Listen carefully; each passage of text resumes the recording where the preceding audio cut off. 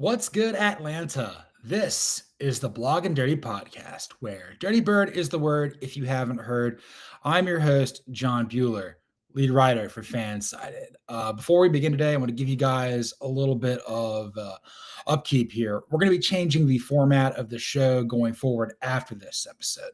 So today it's going to be coming to you, live on YouTube with our 6 segments.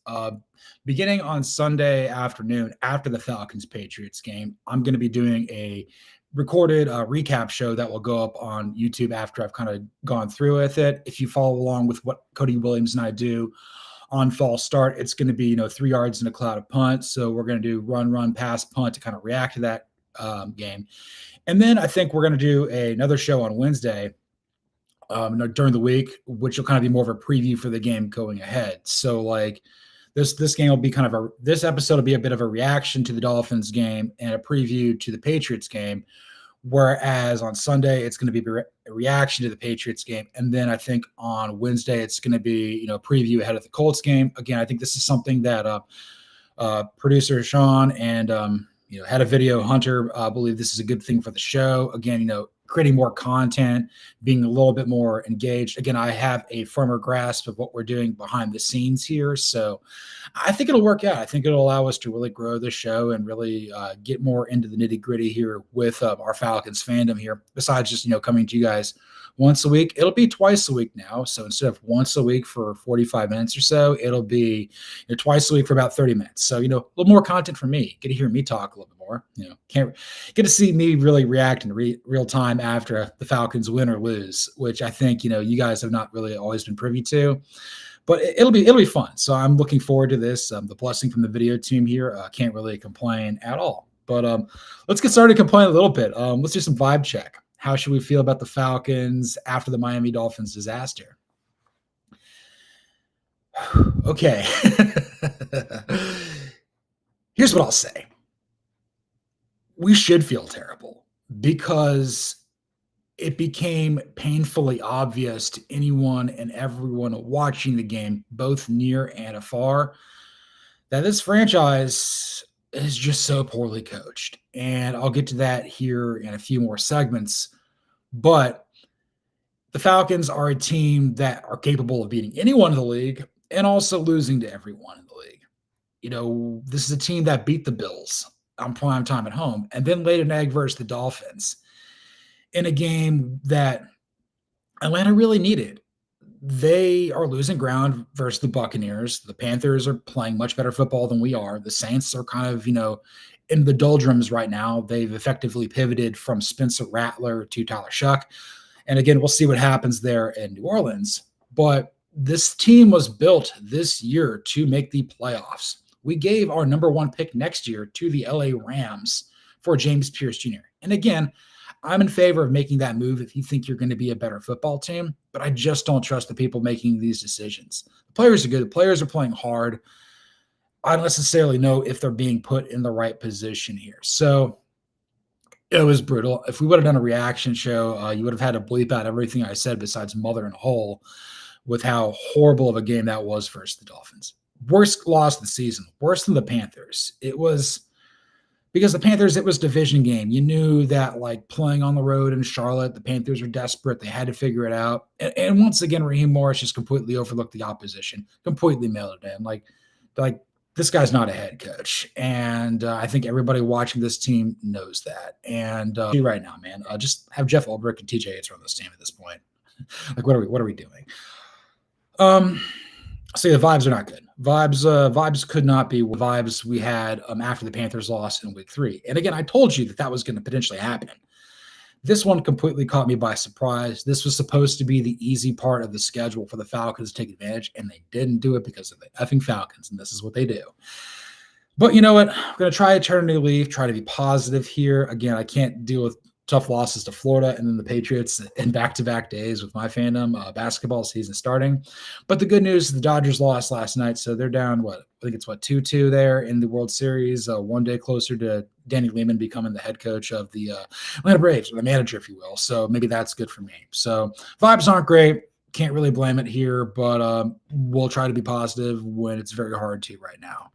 So let's move on to our next topic here with From the Highest Perch in Flowery Branch. Arthur Blank doesn't know how to pick him. Just no idea.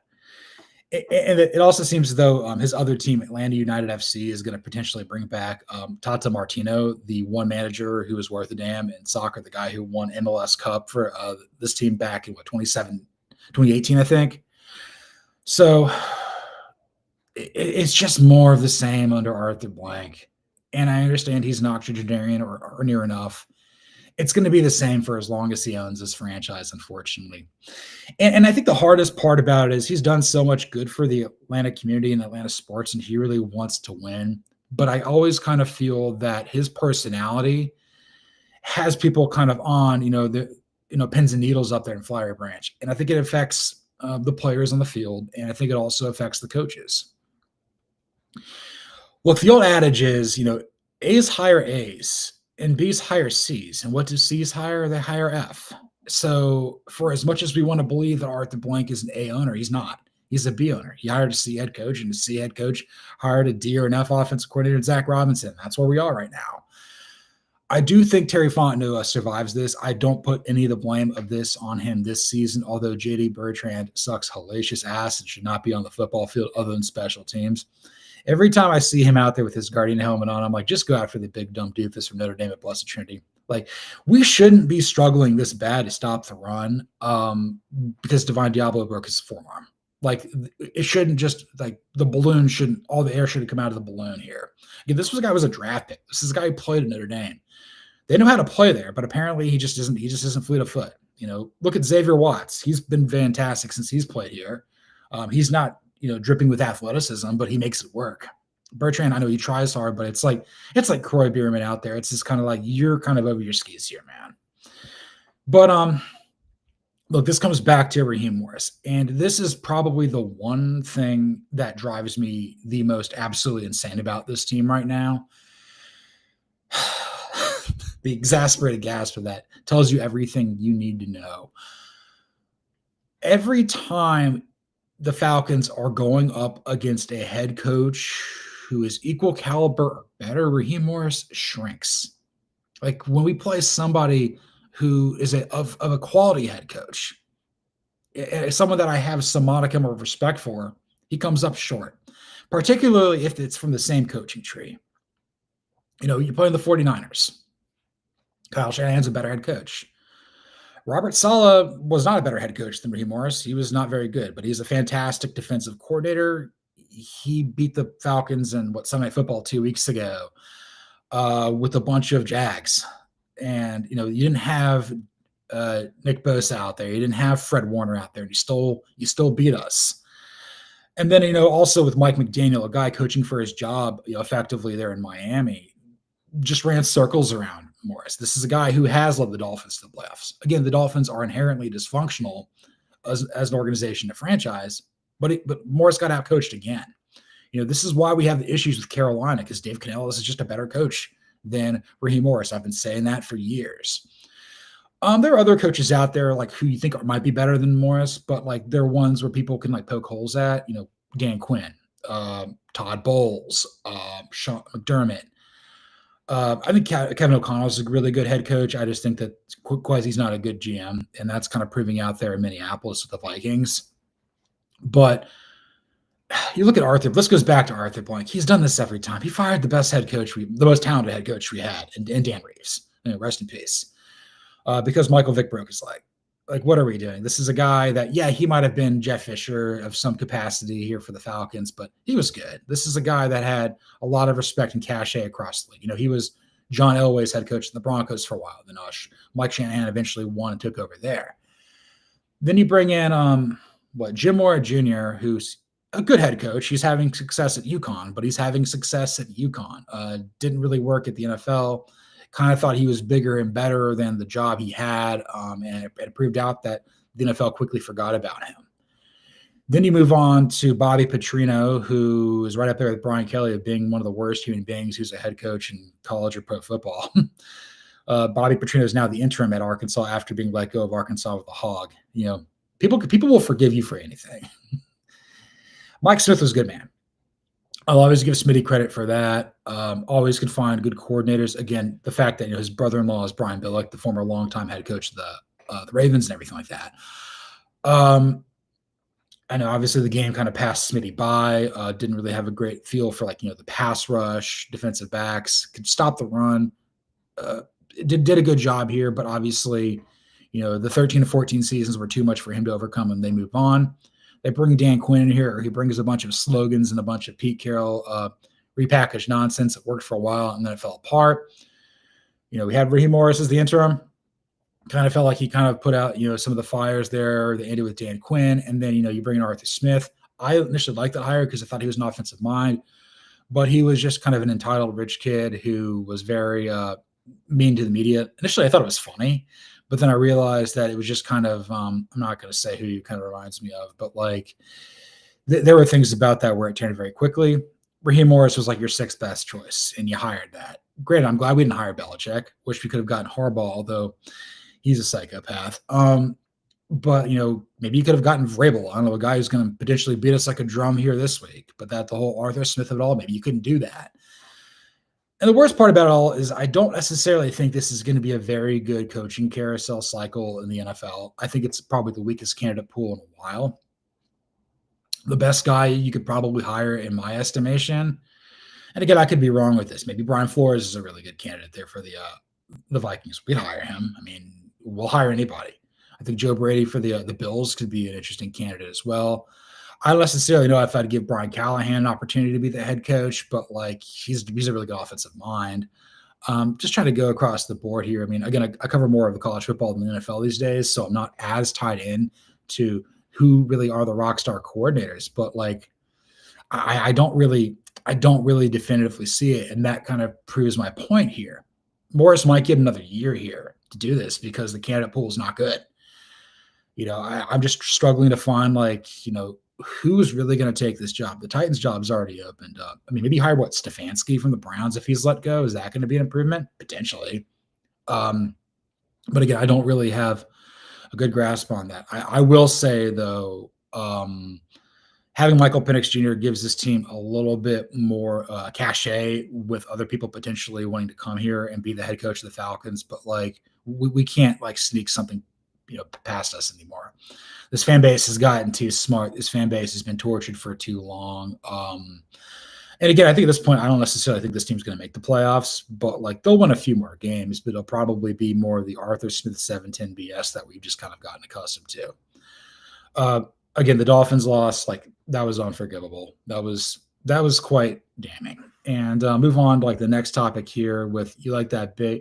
Or actually, that's not the next topic. We're going to move on to, and here's to you, Mr. Robinson.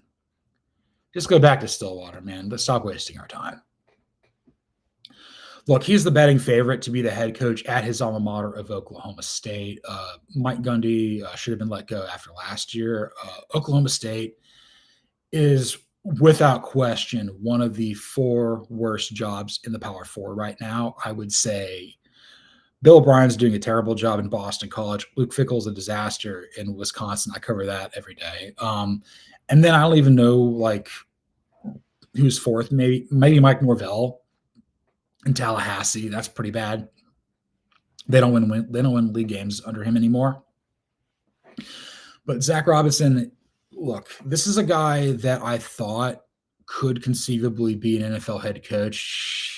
Maybe needs to be a college coordinator, maybe a college head coach. The fact that the school that he started for Gundy at, throwing the ball to Des Bryant, that could be something that could intrigue him. I think he'll potentially get the Cowboys back to what made them good.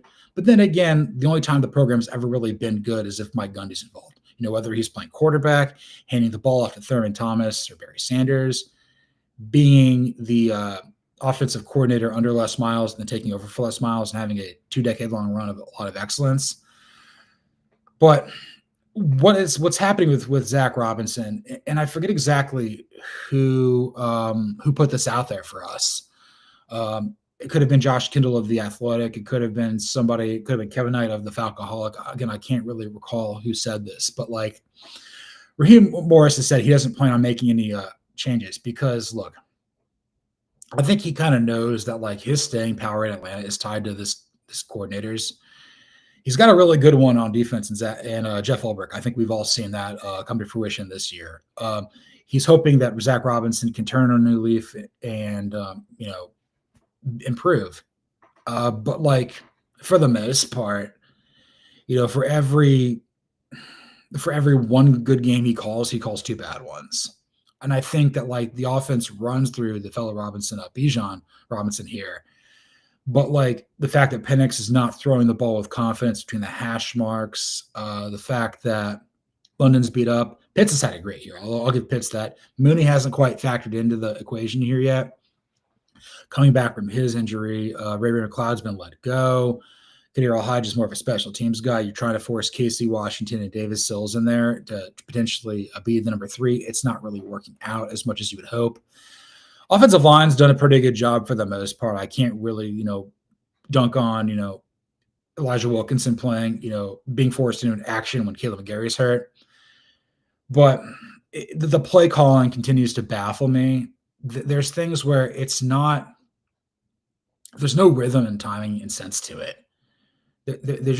Robinson just does not have the feel for it. He'll recall 2 good plays, and then he'll call 2 bad ones, and then we got a punt.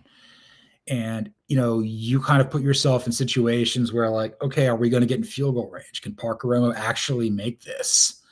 It breeds the opposite of confidence into you. It breeds doubt. Doubt seeps in.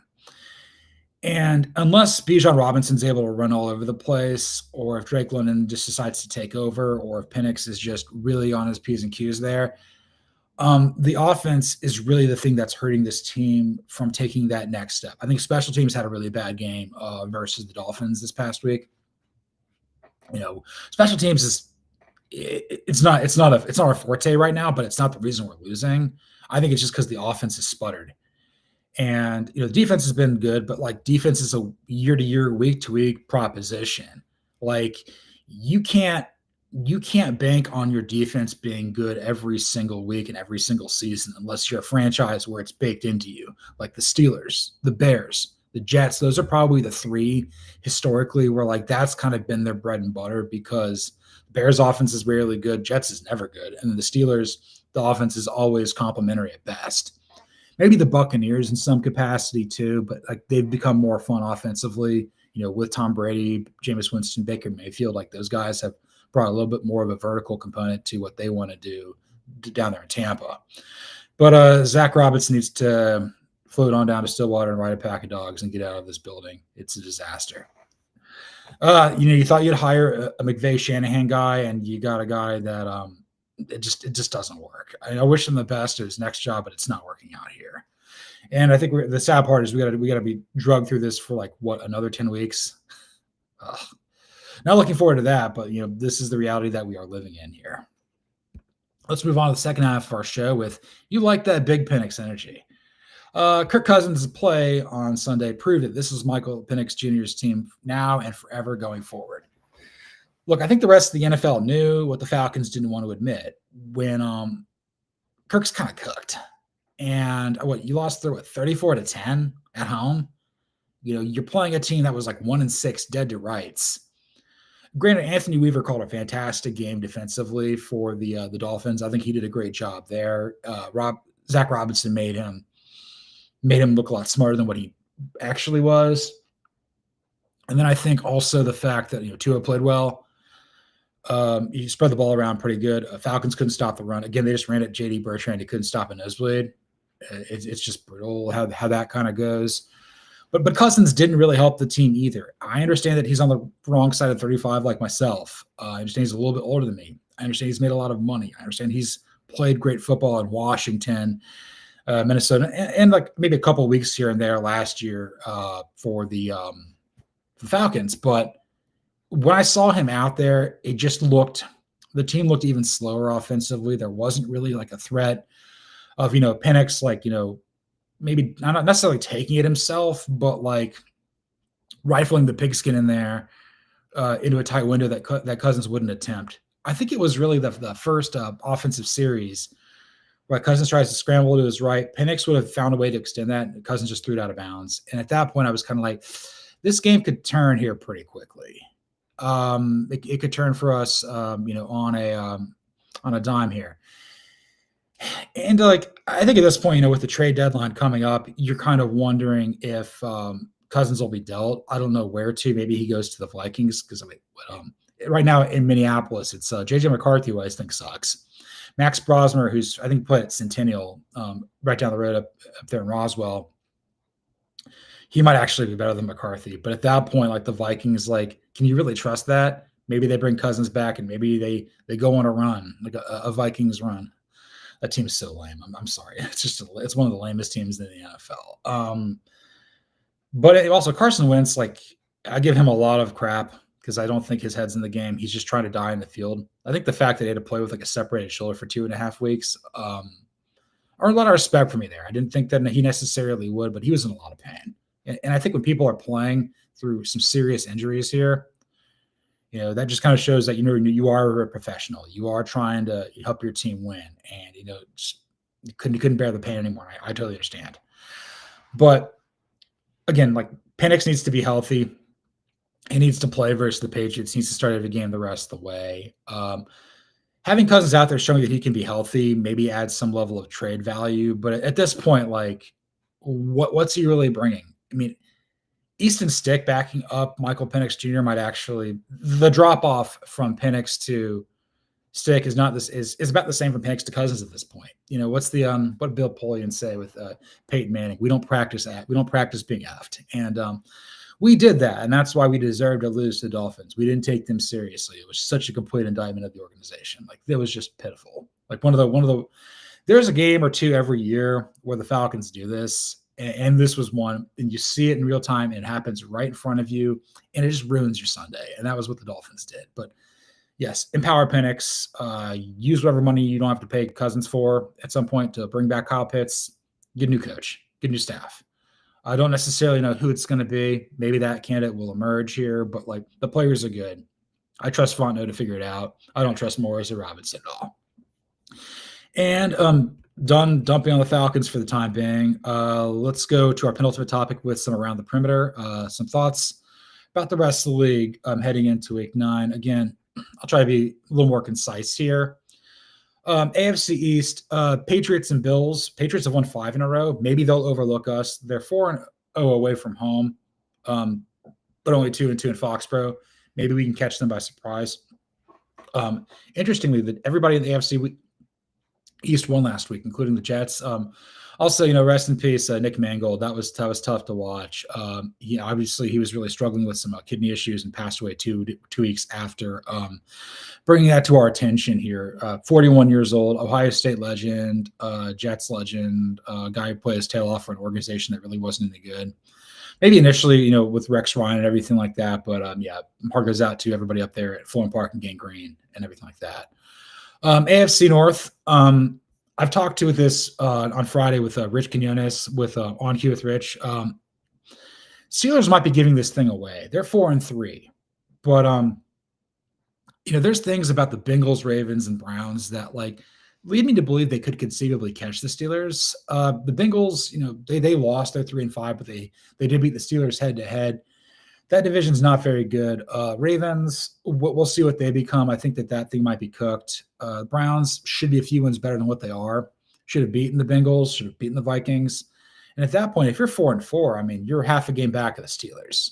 So don't really trust that division. I do think it's going to be a one-team division in the playoffs in the AFC. I'm not sold on the fact that it's going to be the Steelers, but I would say right now, excuse me. Let me take a sip of coffee here real quick. That league's only getting 1 in rise. I think the Bills and the Patriots are looking very much like playoff teams in the AFC East.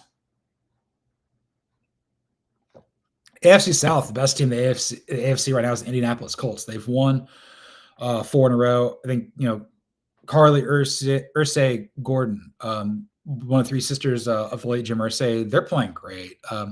Daniel Jones and Jonathan Taylor have such a great rapport there. It makes you wonder, like, what the Giants were doing. They had Saquon Barkley. They couldn't make it work. Shane Steichen's really figured it out as a coach. I dump on Chris Ballard a lot as a GM. Colts, like, it would be a shame if the Colts don't win that division. Jacksonville's okay, but they've lost 2 in a row. Houston's playing a lot better after their 0-3 start. They're 3-4. Titans are awful. They're 1-7. They're probably the worst team in the NFL. They've already fired their head coach. Cam Ward's not fit there. Jacksonville might make it interesting, but I would say the Colts are probably a playoff team there as well. And then the AFC West, you've got three teams that are above 500 in the Broncos, Chargers, and Chiefs, and the Raiders are not. Broncos have won 5 in a row. Chiefs have won 3 in a row. The Chargers got back in the win column this past week. I would say right now that division might get 3 teams in the playoff. So if you've got basically Broncos, Chargers, Chiefs, Patriots, Bills, that's 5. And then you've got your division winner in the AFC North, might be the Steelers, and the AFC South, the Colts. That's your playoff field right now. So, again, I think at the start of the year, who did I pick to win that league? The Ravens. That could still be in play because the AFC North is not very good, but probably not looking super smart there. I did have the Ravens beating the Chiefs, who are in 3rd place in the AFC West. Again, we'll see what happens. But right now, the Colts like the team to beat, and then probably closely followed potentially by the Patriots or the Broncos. Those teams are playing fantastically, and we got to play the Patriots next. Let's move over to the NFC real quick before I make a pick for this week's game. NFC East. Eagles are running away with it. Everybody else is below 500. The Cowboys, because of that tie, they're just a little bit behind the Eagles' pace. Commanders, as it turns out, aren't very good. They're 3-5. They've lost 3 in a row. The Giants are 2-6. Jackson Dart's got talent. I don't necessarily know if it's going to work out here. If this team wins about 6 games, they might bring back Brian Dable and Joe Shane, but they probably shouldn't do that. The problem is this is the weakest coaching pool I've ever seen, so I don't even know who they'd hire. NFC North, Packers, have a half a game ahead of the Lions because they have the tie with the Cowboys. Lions are 5-2. Those 2 teams have been as advertised.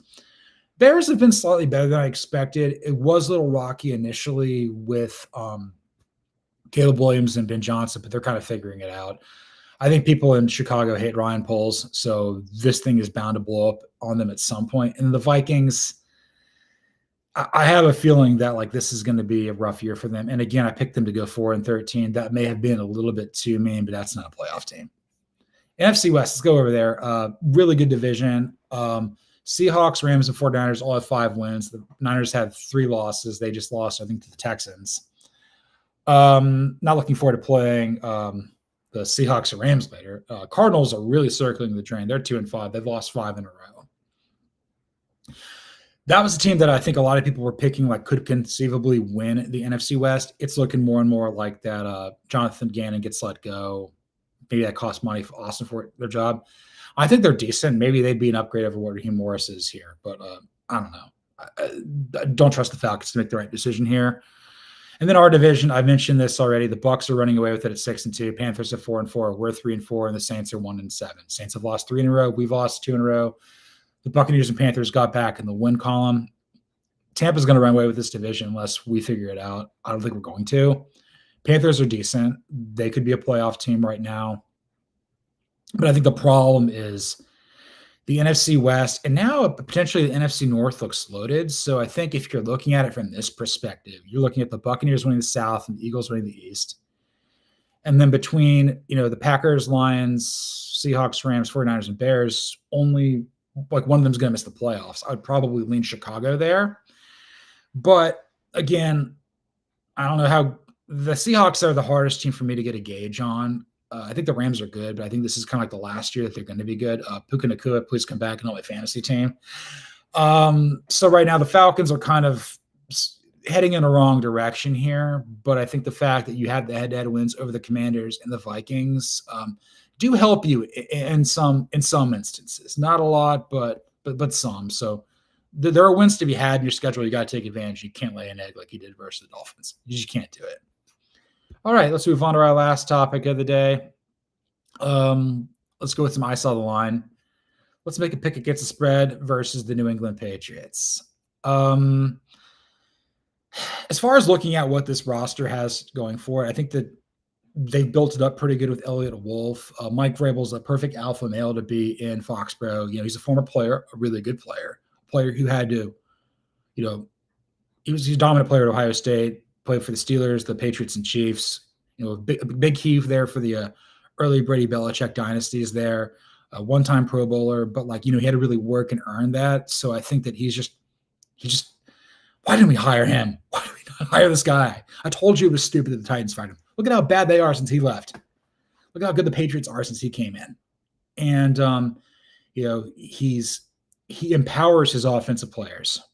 Drake May still needs to stop turning the ball over a little bit. Really good in-game tactician, particularly on defense. Very sound. He gets a little emotional, but like, I always feel that he doesn't lose the plot of those games.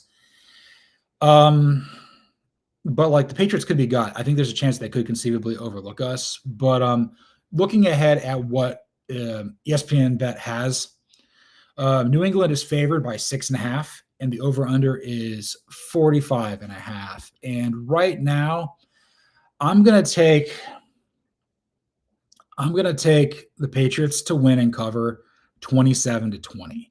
So the over hits and the Patriots hit. I think you're looking at effectively, just the Patriots win based on the touchdown, because I think that the Zac Robinson, particularly pulling outside, that doesn't bode well for Penix or Cousins. I think there's going to be, they're going to be settling for field goals when they should be scoring touchdowns, and they'll score more points than they did versus the Dolphins and the 49ers. But like 3 losses in a row, that's potentially what we're staring at. If the Falcons want to save their season, they got to come out with a crashing sense of urgency to get it done. I'm not expecting it to. So again, this is once again what I'm going to do with the Falcons is an emo hedge. I didn't do that last week, and that made me really disappointed. But I'm doing it this week, and I feel a lot better. They're not going to win, and they're not going to cover. So if they do either of those things, I'll be pleasantly surprised. What I am hoping is that they score 20 or so points, because I think that says, you know what, we're not circling the drain offensively. But then again, if you do that, that means Zac Robinson's going to stay. And even at that point, probably still might do it. Honestly, I'd rather see, fellow East Cobb, TJ Yates over at Pope in North Carolina be the guy calling the plays. I don't know if he's ready, but, he did more in the NFL than Zac Robinson ever did. I mean, he won at a harder place in college football than Zac Robinson did. And maybe TJ Yates is just the better answer here. And again, maybe he could be worse. I have absolutely no earthly idea, but the Patriots scare me right now. That's a team that I thought could go 10-7, and they're well on their way to do that. And this was episode 65 of the Blog and Dirty Podcast. You can follow me, John Buhler, on Twitter or the X at Buhler118. You can follow the show on YouTube at Blog and Dirty FS. You can follow along on X at Blog and Dirty. Be sure to watch, like, comment, subscribe on Apple, Spotify, YouTube, anywhere there's podcasts. Give us a 5-star review, on any platform. Apple Podcasts really helps the show grow. Spotify, if you're into that, is cool. Go onto YouTube, tell all of your friends to hit that like button, smash that subscribe button. We're getting really close to 350 subscribers. And again, like, once we keep building this thing, you get more and more people involved. We're going to be able to do a lot more things here. Again, this is going to be the last, lengthy show. We'll probably go shorter variety, midweek to kind of preview the game ahead on Wednesday, and then a recap on Sundays. I'm looking forward to that because it's a different sort of vibe. Producer Hunter's like, maybe you do back to back. I'm like, no, I think each day needs to have a different flavor with the podcast. But again, I mean, I'm about to be doing 6 shows, potentially 6 shows a week here between that and Fall Start. Give that a like too, and subscribe over there. If you like what I'm talking about here and want to learn more about college football, come check out Cody Williams and our show. We do that kind of adjacent to FanSided, but we do a really good job over there. Again, be sure to read everything you can on blogandirty.com, fansided.com, ATL all day, NFL Spin Zone. If you want to read my work more in the NCAA division, I predominantly cover Georgia and Wisconsin. So Dawn of the Dog, Badger of Honor. That's kind of where the bulk of my writing goes. You can follow, like I said, follow me on Twitter at Buhler118. I've got a link on there, not to my author profile, but to my author page on Facebook. If you want to give that a like there too. Just basically anywhere you can find the content there. If you want to hear what I have to say, Friday at 5 when I go on Rich Quinones' show, I do that weekly hit. I usually talk NFL, always through the Falcons lens. He always pushes back. I mean, he's a Tortured Giants fan, so it's a lot of fun there too. I usually go on there about 5:05 every Friday, about 20 or 30 minutes or so, and just have a really good time. I know the show's changing. the season still goes on. This is it's NFL. But we're getting we're really trying to make this show even better for you guys. Really tied into the fan base out there because you guys have been great, and really just enjoy getting to know each and every one of you. I know I'm not going to be coming to you guys live anymore, but just be happy in the comments, say whatever you want. I'll address anything on a show. Again, I kind of thrive a little bit more when it's not going live, but I've done the best I can here, and I'm going to continue doing the best I can for you guys here on the Blog and Dirty Podcast. Again, follow me on Twitter or the X at Buhler118. That's where you find me. That's what we do. Once again, thanks for listening, and this is the Blog and Dirty Podcast.